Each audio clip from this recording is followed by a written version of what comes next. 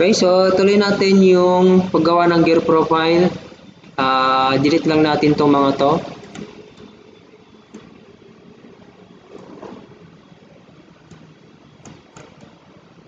Oops. Okay. Then, ito.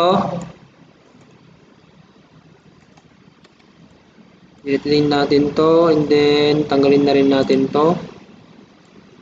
Yan, kasi excess naman to. Kasi ito yung ating addendum circle. Then, ito yung ating addendum circle. So, hanggang dyan lang naman yung profile ng ngipin. Okay, ito yung ating pitch circle. And then, ito naman yung ating base circle. Yan. So, gawa tayo ng fillet pala dito. Kung susundin natin yung standard gear tooth proportions ng 20 degree stub, ang fillet radius is 0.3 over PD. So, 0.3, i-divide natin ng PD na to is 0.15 yung kanyang radius. So, tan radius. Check natin to. Check natin dito din dyan. 0.15. 15 yung kanyang radius. Ayan. Then, tanggalin natin yung excess.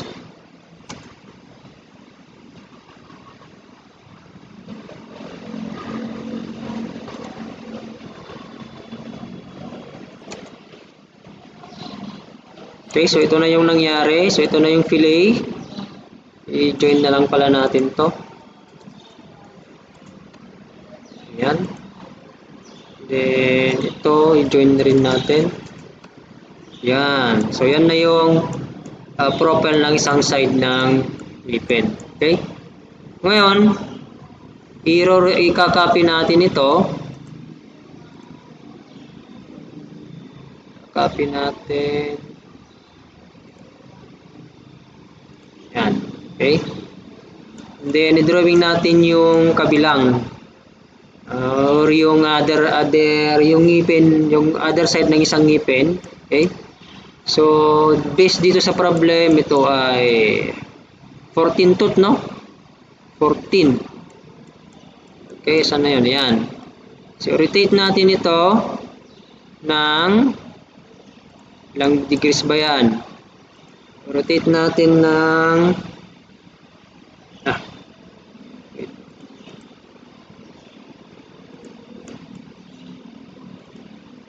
Okay, so 360 divide natin ng 14.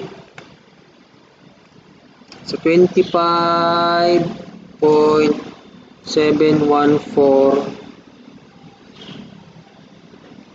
or 714 or pwede pa lang unahin na lang muna yung other side niya. Okay? Yan. So kung halimbawa ang masasolve na kanyang tooth thickness ay based sa aking solution, ang tooth thickness na nasolve ko ay asan na yun? Nawala na. Tooth thickness. Ano naman na yung tooth thickness na nasolve? Yun. Ang tooth thickness, for example, ay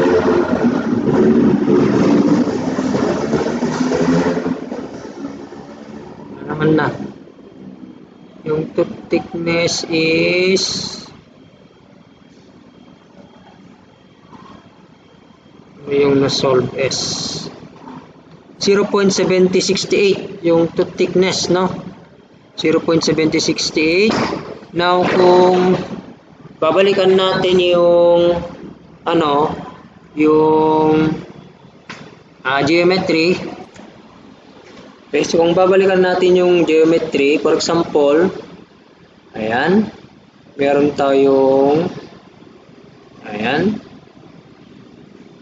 Okay, so ito yung thickness, tooth thickness ng gear. Nakalimutan ko na yung ano nga pagkakapal to.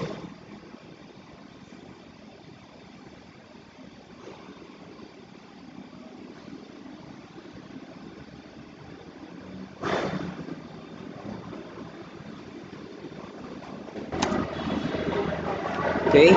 Ang thickness na na-solve dito ay 0.7068 inch.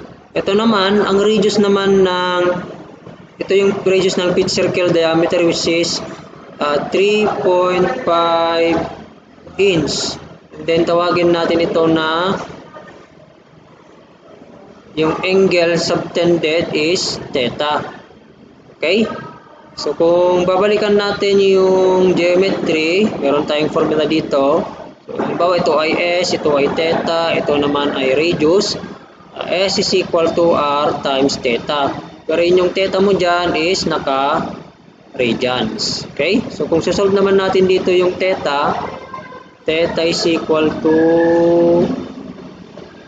0.7068 divided by 3.5. Then i-convert natin, naka-radian yan. Yung 2 pi radian is equal to 360 degrees, no? So yung theta niyan is equal to 11.57 degrees. Okay, so balik tayo doon sa ating CAD. Ito. Okay.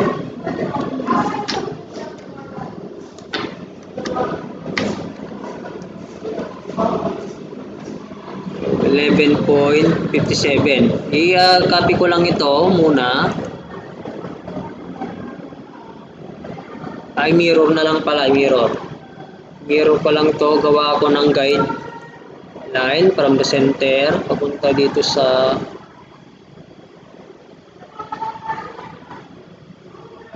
ito. So mirror ko to, mirror,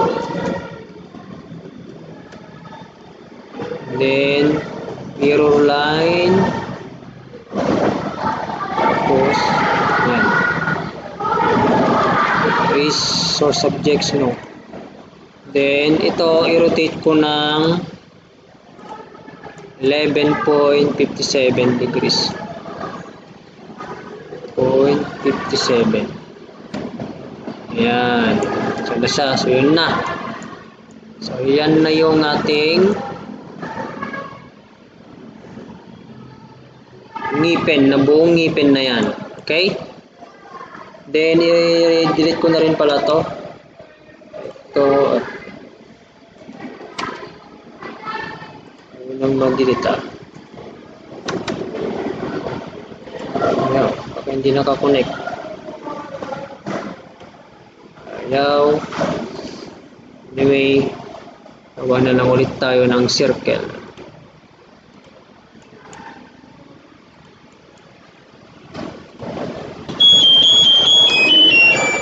Ayun.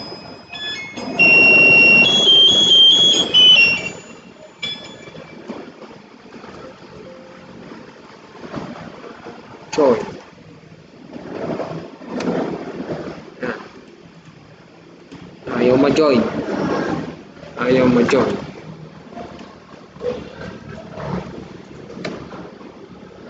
Join. Ayaw ma-join.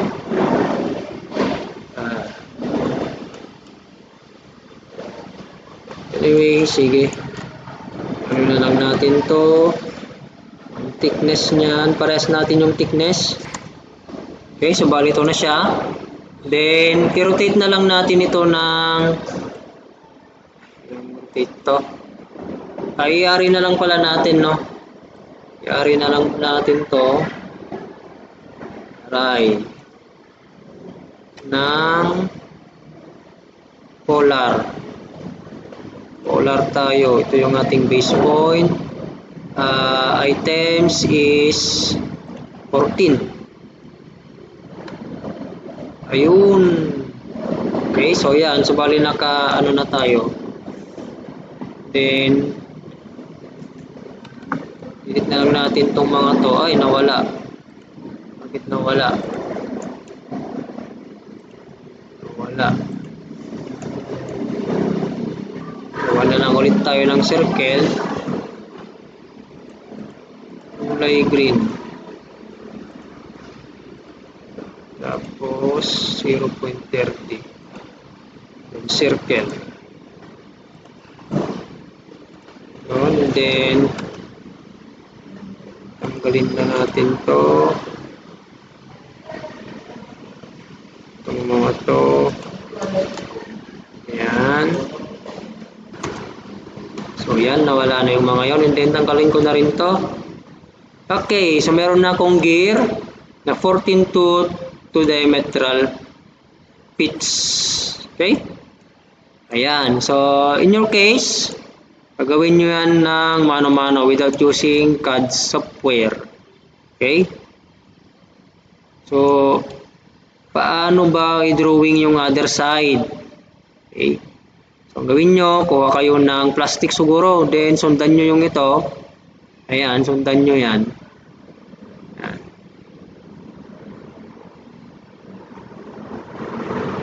Parang gawa kayo ng template, no? Ayan. Kaya discardin nyo lang kung paano gawin yan. So, yan yung technique or yung method kung paano gawin yung involute gear. Okay? So, thank you for listening.